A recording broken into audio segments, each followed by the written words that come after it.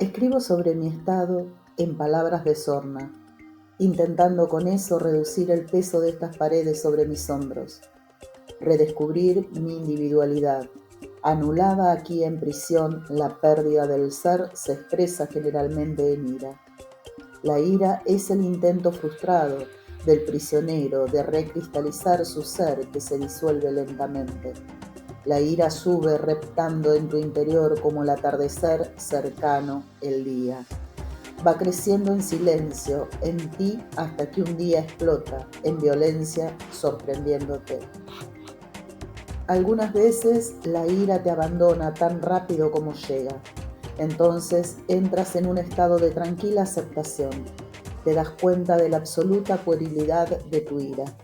No fue más que un ácido, cáncer, tus entrañas devoradas en la oscuridad. Aceptas el carácter inevitable de tu destino y con ello aprendes el arte de la astucia, aprendes modos de sobrevivir a la banalidad irracional de las paredes que te rodean, al incesante acoso de los guardias. Oí la puerta cerrarse, luego pasos que se alejaban. Cuando me saqué la capucha, la oscuridad fue la misma, solo que ahora un poco de aire me tocaba la cara. Cerré los ojos, no sé por cuánto tiempo permanecí así, encorvado en la litera, los pies palpitantes y adoloridos sobre el piso, los codos en las rodillas, los ojos cerrados, como si se hubieran dado cuenta de lo cerca que estaba de las lágrimas.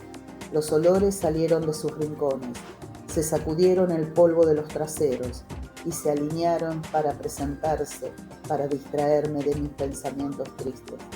Olor a soledad, olor a ira, olor a espera, olor a masturbación, olor a miedo. El más destacado era olor a miedo. Llenaba la pequeña habitación del suelo al techo, marginando a los otros. No lloré. Abrí los labios y lentamente, como un budista, recitando su mantra, oré. Hola, ¿qué tal? Bueno, estamos aquí con esta novela que me acercó Manjar Literario como lectura para el mes de junio. Y la verdad que fue una gran sorpresa. Es la primera vez que leo literatura nigeriana.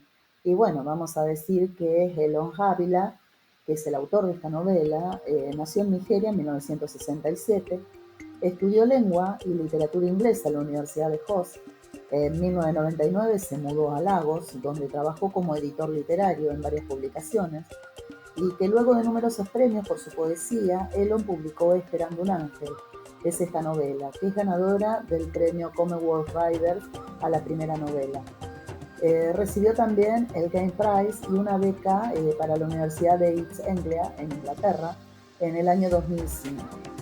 Es convocado para participar en un programa de escritura creativa en Nueva York, que es la ciudad donde se desempeñó como profesor durante un año, y también ha publicado otras 4 novelas.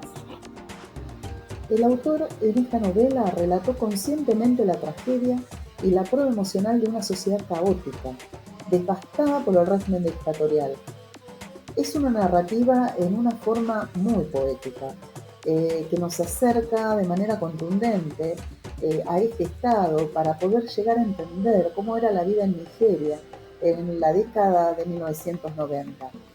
En donde Ávila configuró una radiografía de la vida en la nación que describió como un estado policial de indescriptible sadismo, de una sociedad atroz, llena de derramamiento de sangre. Podemos decir que el autor resumió esta degeneración del país desde la perspectiva narrativa sobrellevada en la penuria de un preso. Ávila dio una imagen real de la anarquía y la inseguridad en el país.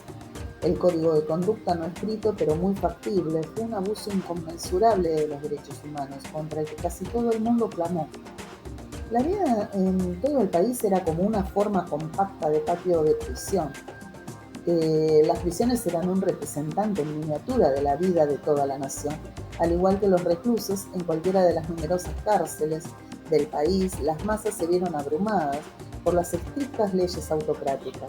Cada día sobrevivido se convirtió en una victoria contra la junta militar. La ira impotente roía cada alma del país. En términos generales y dicho de manera muy sintética, la novela trata sobre un prisionero político que se ve obligado a escribir poemas de amor por encargo. Un ángel también en la novela toma la forma de un soldado y su mensaje es la muerte. Un adolescente es enviado como castigo a la casa de una tía y allí conoce el amor, la lealtad y el valor del compromiso. Un joven universitario enloquece en un mundo donde todo se desmorona. La vida cultural y de resistencia nigeriana ante tanto avasallamiento mediante los golpes de Estado, protogobiernos inestables, militares y autoritarios que no dejan lugar a la democracia. La violencia social, el ajuste por mano propia, contraponiéndose cara a cara con los reclamos pacifistas y de igual manera castigados por la represión absoluta, injusta y machacante al borde de la asfixia. Si bien cada capítulo está sintetizado con el nombre de cada personaje, Lomba, Bola, Alice, Kela, James, y pueden leerse correctamente estos capítulos por separado como cuentos individuales, existen también personajes secundarios que giran alrededor de los personajes y también los van conformando a esos personajes principales. Bueno, la voz predominante es la de Lomba, pero en algunos capítulos la voz se traslada a otros personajes. Y tanto estos personajes primarios como los secundarios, todos giran alrededor de un eje, que es esa situación espasmódica, terrible, que vive la sociedad nigeriana en los años 90.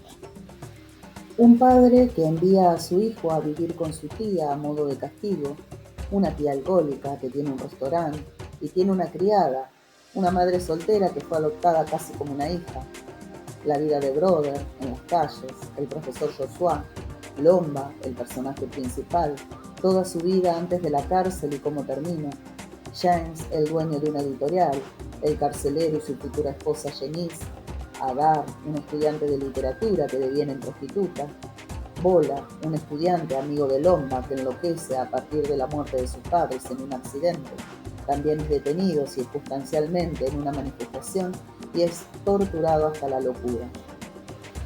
Todos estos personajes se ven enfrentados en las calles, en manifestaciones, en reclamos, frente al Ministerio de Gobierno, ante el golpe de Estado. Uno más de esos tantos golpes que ya acarrea esta sociedad. Luego el devenir de cada uno de estos golpes, la persecución, el esconderse, la muerte. Lo que se percibe es ese caos diurno y esa zona de miedo y terror que viene en la noche. El escaparse a tiempo, la familia, la locura. El autoritarismo en una sociedad niega los derechos humanos básicos, genera crueldad socioeconómica y perpetra brutalidad física y mental. La literatura como fenómeno se nutre de las fuerzas sociales, políticas y económicas, predominantes en una sociedad en particular. Se puede decir que se nutre, moldea, dirige e incluso moldea por estas experiencias colectivas de la gente. La relación entre la literatura creativa y estas experiencias comunitarias es simbiótica. Uno no puede sobrevivir sin el otro. Bueno, según he leído, este es el caso de la mayoría de las sociedades africanas, donde la literatura moderna se ha desarrollado en el contexto del colonialismo y sus diversas manifestaciones de neocolonialismo e imperialismo postindependiente ocasionado por intervenciones militares despóticas. Estas sociedades se han desarrollado en contextos autoritarios, plagados de hostilidad, agresión, crueldad política desenfrenada y brutalidad física y psicológica deliberada sobre las masas. En Nigeria, desde la independencia en 1960, es decir, hace 53 años, los militares han servido a la arena política durante más de 30 años. Los gobernantes militares afirmaron que sus intervenciones fueron el resultado de casos generalizados de etnocentrismo, locura política, desorden y colapso de la ley y el orden, fraude imprudente, distorsión de los resultados de las votaciones, sobornos y corrupción por parte de gobernantes civiles. Pero, sin embargo, se habían mantenido tenazmente en el poder con interminables decretos autoritarios que prohibían cualquier forma de condena de los oficiales militares. El presidente y su gabinete sometiendo así a las masas al trauma de la inquietud política y social. O sea, era peor el remedio que la enfermedad según estas intervenciones militares, ¿no? Sobre esa justificación de la política mala vida, y venían en de peor, ¿no? El personaje principal, Lomba, era un periodista y un novelista frustrado. Su incapacidad para completar su novela representó plenamente el caos de la conciencia de las masas. Ese intelectualismo fue totalmente prohibido en el Estado. Y los escritores fueron severamente censurados y la publicación se realizó bajo estrictos controles y equilibrios. Lomba perdió la esperanza de que alguna vez se publicara su novela y consiguió un trabajo escribiendo para Dial, que era una editorial que imprimían, publicaban una revista, donde su trabajo implicaba escribir detalles de cualquier disección o manifestación política. Era un personaje totalmente desilusionado y su incapacidad para completar su trabajo simbolizaba la vida insatisfecha, la existencia caótica y la pérdida de sí mismo, que era la suerte de las masas. Bueno, más tarde fue detenido como enemigo del Estado, atrapado por agentes de seguridad y encarcelado como preso político, donde languideció en una cárcel de Lagos por falsas acusaciones de política. Todos los demás personajes, como Lomba, vivían en un mundo errático de miedo e incertidumbre. Bueno, y Ávila presenta a estos personajes como indefensos, agitados, golpeados y silenciados hasta la sumisión por parte del gobierno. Casi todas las almas del país vivían en un mundo de ensueño escapista.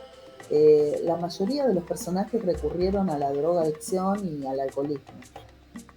Uno de los personajes, Joshua, el maestro, le dijo a Kela, su alumna, que las personas se vuelven soñadoras cuando no están satisfechas con su realidad. Y a veces no saben lo que es real hasta que comienzan a soñar nuevamente. Otro conjunto de personajes, Brother y su entorno, fueron representados como sumergidos en un mundo escapista de vida nebulosa y onírica, nublada por la marihuana. En la comodidad de sus tiendas sumergidas en montones de basura, con la marihuana y el alcohol llenando sus cerebros desconcertados, siguieron proyectándose hacia el futuro. Lomba es el protagonista principal. Este era un idealista central y sus opiniones sobre el gobierno eran tan horribles como las de cualquier otra de las voces silenciadas en todos los rincones y grietas de Nigeria. Los habitantes de Morgan Street o Poverty Street representaban a las masas enteras, a las que se les niega una voz y todos los derechos. Tomó su trabajo de cubrir para el periódico Dial como el único medio de hablar por su gente.